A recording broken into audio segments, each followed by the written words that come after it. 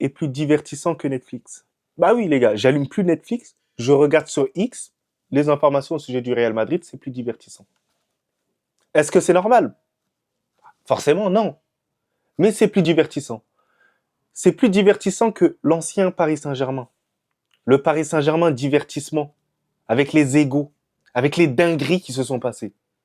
C'est devenu encore plus divertissant parce que au sein du Real Madrid, tout est exposé au final. Hein. Tu es au courant de tout. C'est l'un des clubs les plus médiatisés, si ce n'est le club le plus médiatisé. Donc quand il y a des dingueries, bah forcément les paparazzis ils sont partout. Ils sont par là, ils sont par là, ils sont par là, ils sont là. Et ce qui est le plus humiliant, c'est quoi? C'est avant la venue de Kylian Mbappé. On disait aux Parisiens, ouais, non mais essayez de gérer les égos ainsi, ainsi. On leur donnait des coachs et tout, voilà. Comme si notre institution saurait gérer Kylian Mbappé. Kylian Mbappé est au Real Madrid, on n'arrive pas à le gérer tout simplement. Et on voit que du côté du Real Madrid, bah, il y a des cassures. Il y a des cassures du côté du Real Madrid et ça fait mal. Ça fait mal et ça fout la honte parce que on a été en incapacité de réaliser ce qu'on exigeait bah, de la communauté parisienne et de l'institution Paris Saint-Germain. Donc les gars, on va parler beaucoup plus en détail de cet aspect-là, tout ce qui s'est passé autour de Jude Bellingham, les petits messages, Vinicius, etc., etc. Et on va parler de Kylian Mbappé et la polémique. Voilà, sa vie privée, il n'y a pas de souci, on va en parler et je vais vous donner mon avis sur absolument tout. Salut à tous la team, j'espère que vous allez tous bien, mais alhamdoulilah, j'ai la santé. Voilà. Moi, en tout cas, alhamdoulilah, j'ai la santé. Avant que le Real Madrid me tue, alhamdoulilah, j'ai la santé, c'est le plus important. Donc les gars, on va commencer déjà sur Carreras, parce que moi j'ai vu pas mal de personnes critiquer Carreras, comme quoi, ouais, il n'a pas à être énervé, il doit accepter le fait que Fran Garcia rentre même avant lui, parce que pour ceux qui sont pas au courant, Mendy s'est blessé une nouvelle fois. Mendy, ça y est, ça suffit, il va falloir quitter le Real Madrid parce que ça fait une multitude de blessures. Je t'apprécie énormément, tu es l'un de mes défenseurs préférés parce que tu as la capacité de défendre et ça a toujours été ma manière de voir le football. Un latéral doit savoir défendre. Mais pour moi, un latéral doit être présent régulièrement sur le terrain. Et c'est la première chose à faire. Donc le Real Madrid va falloir procéder à un recrutement parce qu'on a trois joueurs qui n'arrivent pas à combler les exigences du Real Madrid. Par la suite, voilà, il y a eu le changement. Fran Garcia a été préféré à Carreras. Carreras qui n'a pas joué depuis le match aller du Bayern Munich quand il s'est fait humilier par Olysée. Donc suite à ça, voilà, il a été relégué. Arbeloa n'a pas forcément apprécié ce match-là. Et je peux le comprendre totalement, il n'y a pas de souci. Et je vois une vague d'acharnement autour de Carreras, joueur que je n'apprécie pas tant que ça, les gars. Mais il y a un moment donné, il va falloir être objectif. En quoi vous en voulez à Carreras? Vous préfériez voir Carreras heureux de voir Fran Garcia rentrer sur le terrain, la famille? Bah non, c'est pas comme ça a jamais été comme ça le football. Pour certains, je me demande si vous avez déjà joué au football au final. C'est normal qu'il y ait un petit geste d'humeur. Il a simplement haussé les sourcils, la famille. Que voulez-vous de plus? Il a simplement haussé les sourcils. Vous le prenez pour un manque de respect? Non, c'est pas ça. C'est l'ego qui a été touché de ce jour-là.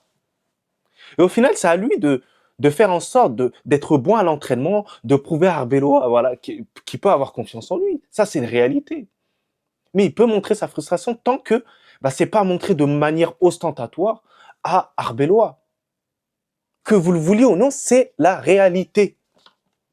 Faut arrêter d'aller trouver parce que je vois des paparazzis en train de dire ouais non mais il a haussé les les gars à un moment donné un tout petit peu de respect hein voilà un tout petit peu plus de sérieux la famille par la suite voilà le sujet Carreras il est clos mais par la suite il y a l'affaire Bellingham qui fait énormément jaser sur les réseaux sociaux. Il y en a beaucoup qui disent que Bellingham il a usé d'une méthode de communication assez subtile à travers les réseaux sociaux suite à sa publication sur Instagram. Alors, il faut savoir que Kylian Mbappé n'était pas présent. Il était auprès d'Esther Esposito, bref, je me rappelle pas, l'actrice qui a fait Elite. Je pense qu'ils sont d'ailleurs, enfin, ils sont d'ailleurs ensemble. Donc, ils ont passé du beau temps ensemble pendant leur temps libre. Et suite à ça, bah, ça a généré de la frustration dans le vestiaire. Il y a certains qui ont jugé le comportement de Kylian Mbappé irrespectueux et pas professionnel. Ça, je vais en venir après. Mais pour parler de Bellingham, suite à ce match-là, bah, il n'y avait pas Kylian Mbappé, comme vous le savez tous. Mais Bellingham a fait quelque chose de assez subtil selon certaines personnes. il a posté la photo de groupe de l'équipe, mais il n'y avait pas Kylian Mbappé à ce moment-là. Et comment les gens ont réussi à interpréter les choses? Ils se sont dit, bah, Bellingham a voulu dire que sans toi, on se porte mieux.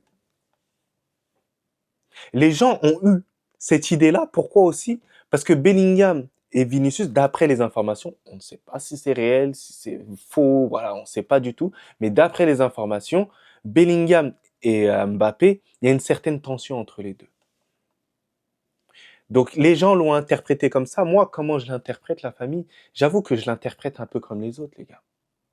Parce que suite au carrousel que Bellingham il a fait cette photo-là de groupe, en mode on est tous ensemble, enfants, on est réunis en famille, on a exclu l'intrus.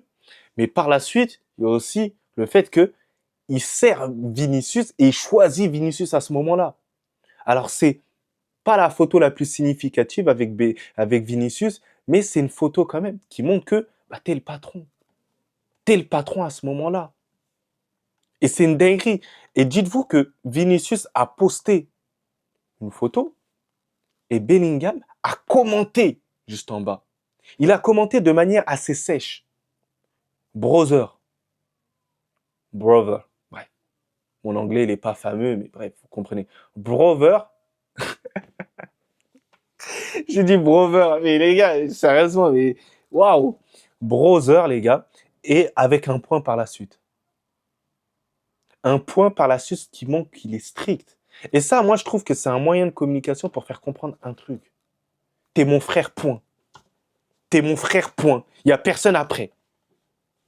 Il n'y a personne après. Pour moi, le brother, point, c'est dire, il n'y a pas, t'es mon frère, point. Il n'y a personne d'autre par la suite. Il n'y a pas de virgule. Il n'y a pas d'énumération. T'es mon frère, point. À deux, on est les meilleurs. C'est comme ça que moi je le perçois un peu. Et en plus, dans la publication à Vinicius, on voit des légendes, enfin une légende en particulier, bah, Benzema qui a parlé au sujet de ça, enfin qui a commenté ça. Numéro un. Numéro un. Moi, c'est mon interprétation des choses. Moi, j'ai toujours senti que Benzema n'appréciait pas trop le football de Kylian Mbappé. C'est pas le joueur, c'est pas la personne qu'il aime pas. Mais, je pense pas que c'est la personne. Après, peut-être que je me trompe, peut-être qu'il déteste la personne, mais moi, j'ai pas l'impression. Moi, je pense que il y a de l'indifférence sur ça, tu vois. C'est pas son meilleur ami, il respecte, mais il y a rien de tout ça. Mais moi, je pense que Kylian Mbappé, c'est pas le football de Benzema. Le football de Benzema, comme il l'a dit avec Roth, c'est une histoire de rôle. C'est, ok, toi tu fais ci, moi je fais ça, tac, tac. Mais Mbappé, son football, c'est moi, je me place ici, je me place là et je me place là. Je me place là où moi je suis le meilleur.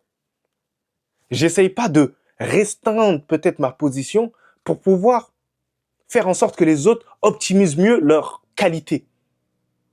C'est comme ça que je perçois le football de Kylian Mbappé et celui de Benzema aussi. Le football de Benzema, c'est chacun à son rôle. Toi, tu es là pour marquer. Toi, tu es là pour faire des passes D. Toi, tu es là pour faire l'avant-dernière passe. Toi, tu es là peut-être pour accélérer à ce moment-là. C'est une histoire de rôle. Tac, tac. Et on l'a vu en plus dans le match, dans le dernier match. Quand Gonzalo Garcia il est rentré, ben on a vu que les rôles étaient bien dispatchés. Il n'y a personne qui venait dans la zone de Vinicius. Et au final, Vinicius, il a bien rendu par la suite. Le football, c'est grave simple. Et moi, je suis plus dans la team Benzema. Voilà, je vous cache pas que Benzema, en gros, dans sa science, dans, euh, dans sa connaissance du foot, je vous cache pas, c'est l'un des footballeurs qui connaît mieux le football. Voilà, Benzema, c'est l'un des footballeurs qui connaît mieux le football. Donc cette communication de Benzema, bah, elle a un poids énorme. Elle a un poids énorme. Par exemple, Benzema, s'il avait été influenceur, il le dirait. Écoute, Kylian Mbappé, ton football, il pue la merde en ce moment. Mais là, c'est un moyen de communication assez subtil pour faire comprendre et éveiller les consciences de pas mal de personnes qui ont peut-être des lacunes intellectuelles dans ce qui est le football. Éclairer un tout petit peu les gens qui voient pas la réalité en face, qui voient que par le prisme, ah ouais, je marque, non. Il a toujours dit, hein, ça a toujours été un problème pour lui, hein, Benzema. Le fait que on traduit tout sur les buts, non. Il y a autre chose qui est beaucoup plus valorisant que seulement les buts. Par la suite, les gars, il y a énormément de spéculation autour de Kylian Mbappé. Le fait que bah ils partent en vacances, ils laissent le groupe voilà faire le dernier match comme ça et voilà. Alors moi je comprends vraiment les gens qui disent ouais on est agacé parce qu'il faut vraiment être supporter du Real Madrid pour le comprendre. Mais en vrai moi ça me dérange pas parce que au final moi je suis pas hypocrite. Le fait qu'il parte en vacances avec sa meuf, je suis pas hypocrite. Je vous cache pas que quand Kylian Mbappé il est pas sur le terrain avec le Real Madrid, moi ça me va. Ça me va pourquoi? Parce que j'ai l'impression que Vinicius, il est beaucoup plus heureux. Alors oui, je suis plutôt en gros amoureux d'un joueur comme Vinicius parce qu'il a énormément prouvé du côté du Real Madrid. Mais voilà, pour moi, il n'y a pas de problème. Moi, je ne vais pas spéculer sur des trucs comme ça. Après, si vous voulez que je vous dise si c'est bon ou c'est pas bon, ce qu'il a fait, il y a un moment donné où Kylian Mbappé, dans sa communication, elle n'est pas bonne. Elle n'est pas bonne, sa communication. La bonne communication pour Kylian Mbappé, c'est d'être présent dans le stade pour pouvoir soutenir ses partenaires. Je sais que pour un footballeur, c'est bien qu'il se relâche, c'est très très important. Mais ça, tu le fais simplement si ton équipe est satisfaisante, pardon. Si ton équipe est sur la bonne voie. Parce que j'en connais certains qui vont me parler, par exemple, de Lamine Yamal, qui vont parler d'autres personnes, voilà, qui ont pris des vacances en pleine saison parce qu'ils étaient blessés.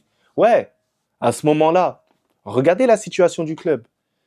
Mais nous, le Real Madrid, tu sors sur 2 saisons blanches. Tu dois te faire petit.